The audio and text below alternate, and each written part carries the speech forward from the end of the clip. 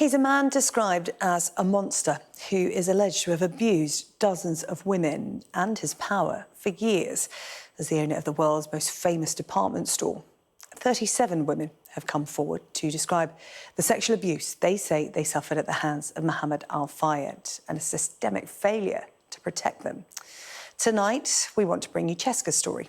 Cheska was just 19 years old when she started working at Harrods. This is what she told me when we spoke a little earlier, alongside her lawyer, Maria Muller, from Justice for Harrods Survivors. Primarily, it had been a frustration that his behaviour had gone largely unchecked for so long. As you say, I worked there 30 years ago, and there have been numerous occasions where myself and other women have tried to speak up, and we've been shut down. And the opportunity came to speak on a dispatches programme, but it became apparent quite quickly they needed somebody to waive anonymity in order to give the programme more weight, with a hope to it being aired.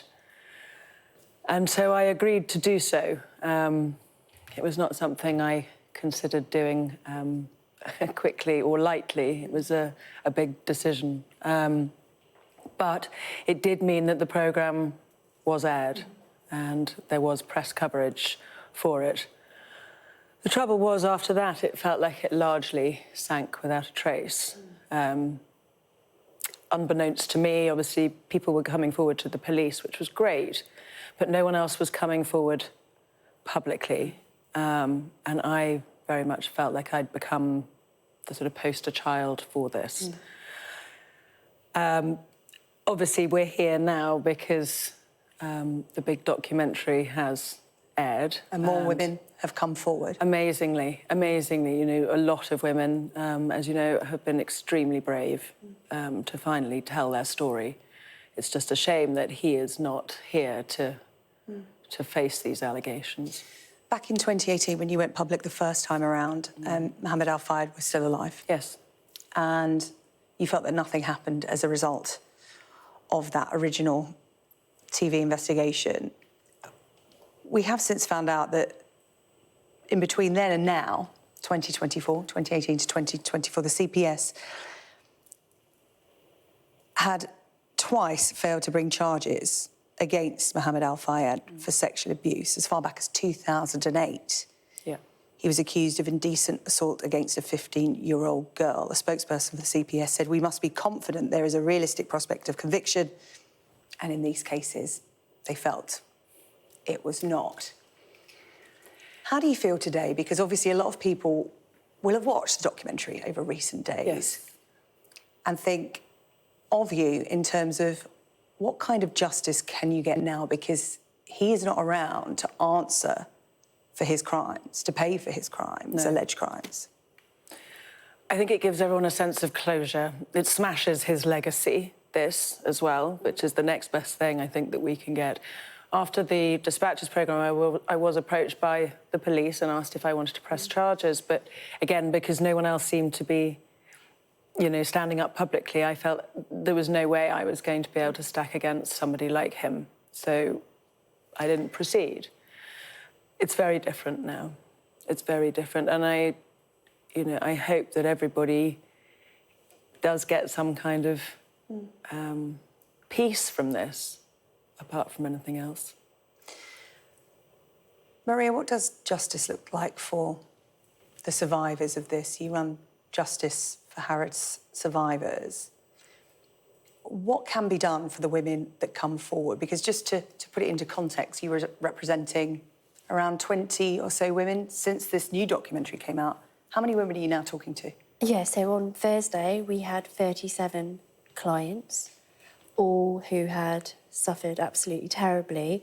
Since then, we've had a further 100 inquiries since Thursday and Friday over the weekend. So it's absolutely massive. But not only that, what's been really rewarding is that we've had inquiries from people who want to help. People saying they know somebody who can provide documents, they know somebody who can provide evidence, who can help us and help the women with this process, which is amazing. We've also been contacted by a couple of present Harrods employees, and so obviously we still need to investigate what they want to talk to us about. But that's very interesting as well. Yeah, because uncovering the scale of this relies on victims coming forward and telling their stories and feeling brave enough to do that. And Cheska, as you said, when Mohamed Al Fayed was alive, and in this documentary it goes into that, women were frightened too because of, you know, what was said to them at the time. Today, Harrods have released an updated statement. Now, Harrods have a settlement process. Harrods is no longer owned by Al Fayed family or anything to do with his estate. There are new owners, and they say that there's a settlement process set up for victims. It was designed in consultation with independent external counsel. This is the statement from Harrods today, and experts in personal injury litigation. All claims settled today and moving forwards will be based on the guidance of these external individuals to ensure swift and impartial outcomes for the victims. They talk about due diligence, which of course buyers will do when they take on a company.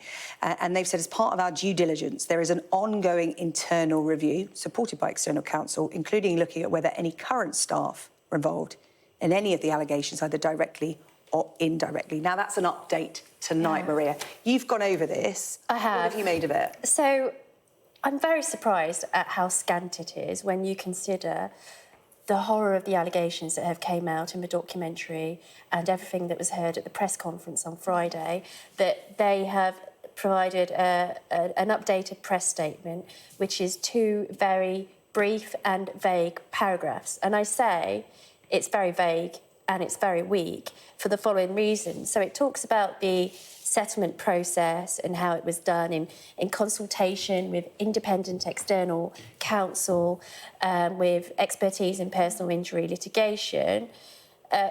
Those external counsel perhaps would have been instructed by Harrods to do that. I have seen correspondence with many of the women that we represent where the correspondence that was sent to them basically said, well, this is why your claim is going to fail. This is why you will struggle to succeed in litigation, raising various arguments. Also, this correspondence and this process was based on when individual people were coming forward and perhaps not with the backdrop which we now know about the scale of this. Well, Harrods have previously said they are utterly appalled, and they have provided this update. Cheska, what do you want to say to other women who will be watching all of this unfold? And as Maria said, you know, people are coming forward all the time, and they will take their time to make the decision as to whether they want to come forward privately or publicly. What would you say to any women watching this and have been affected by this? I think if you have the strength to come forward, then do. The support is now there. As Maria says, there's a lot of us in this situation. There's a great support network building.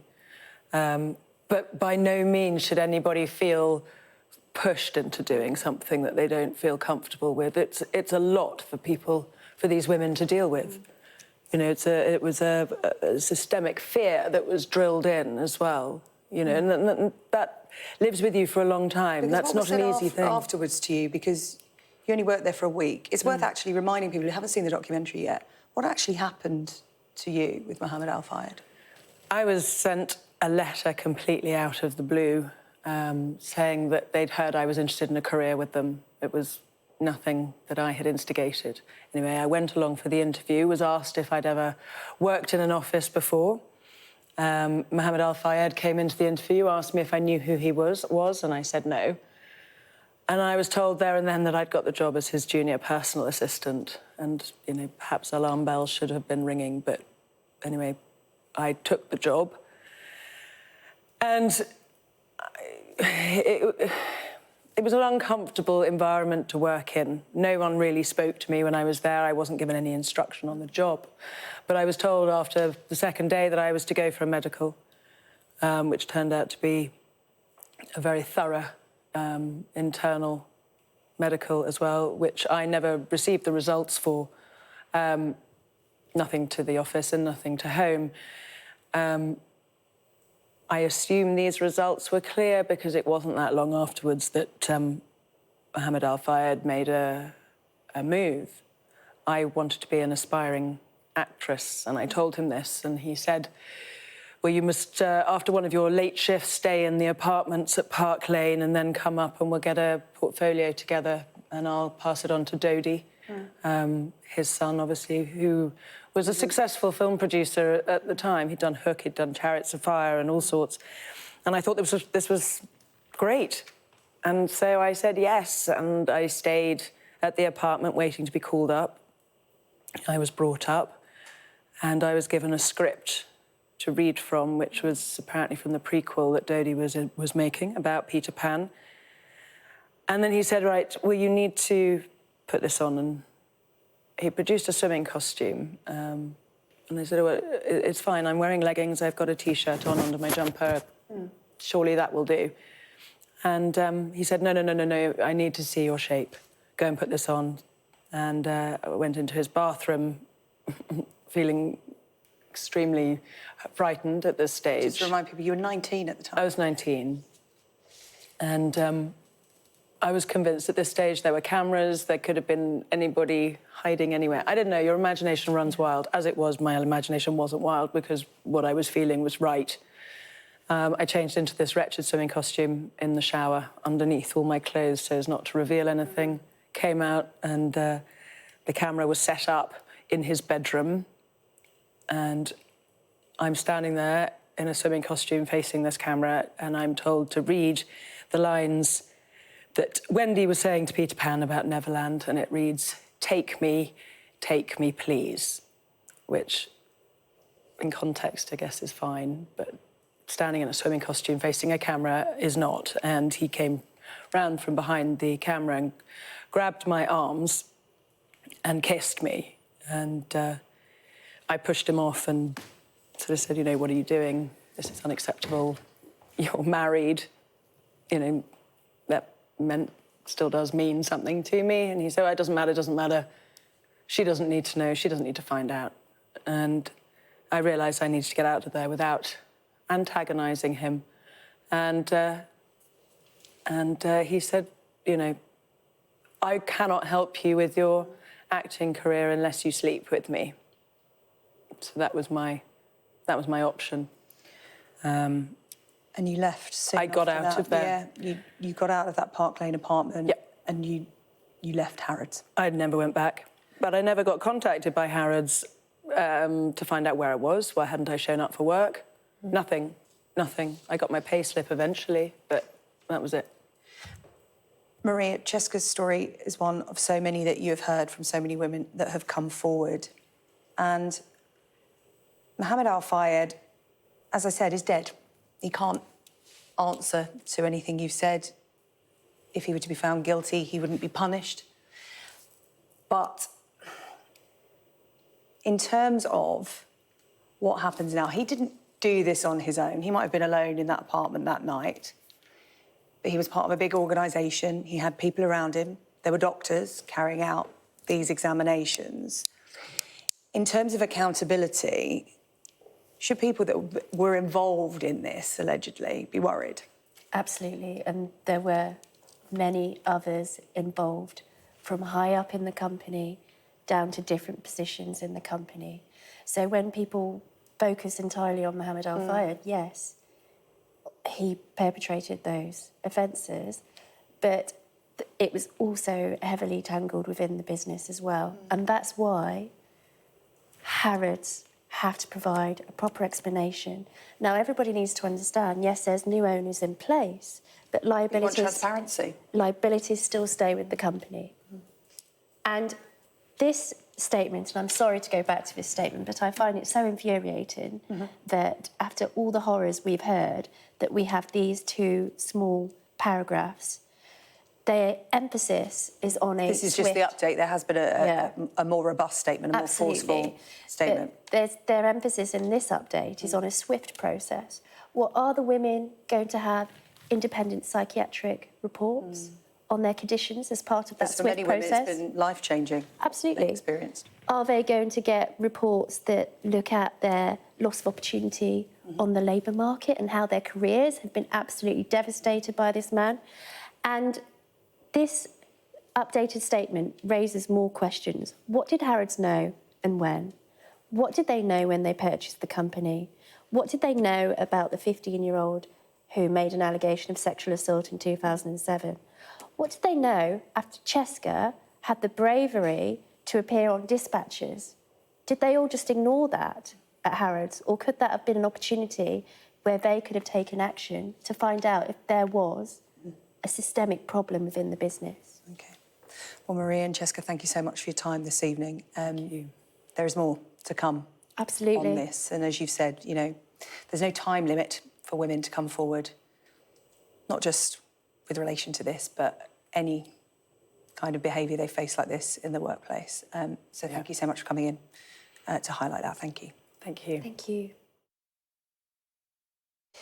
Well, that news statement from Harrods did include the line saying that they'll be looking at whether any current staff are involved in any of the allegations, either directly or indirectly. But let's bring you the more robust statement I was talking about that they released a day or so ago. They said, "We are utterly appalled by the allegations of abuse perpetrated by Mohamed Al Fayed.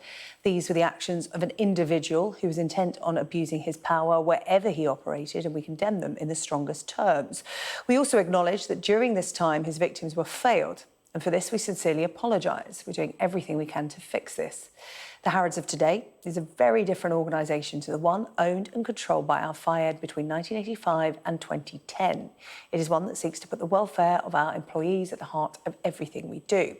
This is why, since new information came to light in 2023 about historic allegations of sexual abuse by Al Fayed, it has been our priority to settle claims in the quickest way possible, avoiding lengthy legal proceedings for the women involved."